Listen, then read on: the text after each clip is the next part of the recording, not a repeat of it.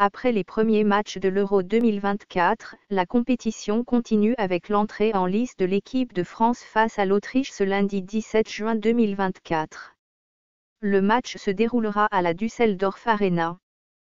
Le dernier match entre les deux formations en 2022 s'est conclu par une victoire de la France, 2-0. Mais nous sommes en 2024 et les données ont changé.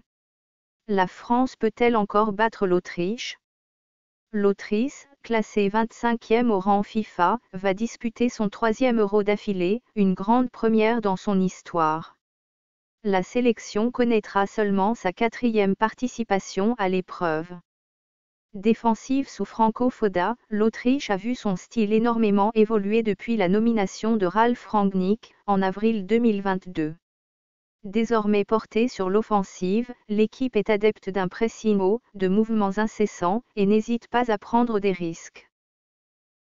Capable de dominer l'Allemagne, 2-0, le 21 novembre 2023, ou de gifler la Turquie, 6-1, le 26 mars 2024, elle n'a plus perdu depuis 7 matchs.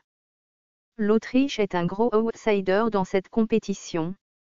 Pour surprendre la France, elle pourra s'appuyer sur ses joueurs évoluant dans la Bundesliga allemande comme Konrad Laimer, Bayern Munich, Marcel Sabitzer, Borussia Dortmund, ou Michael Gregoritsch, Fribourg.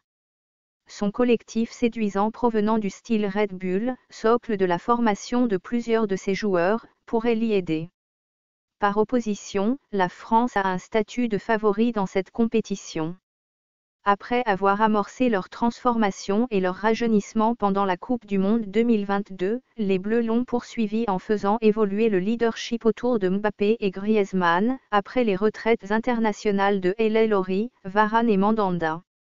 Mais leur défaite face à l'Allemagne, 0-2, le 23 mars 2024, ainsi que l'incertitude sur l'état physique ou mental de plusieurs joueurs importants.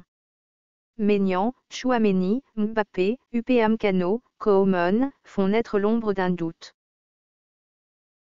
Les Bleus doivent retrouver leur dureté et leur stabilité défensive, dans un 4-3-3 auquel Griezmann donne un sens et qui vise à donner à Mbappé le plus de liberté et de responsabilité possible.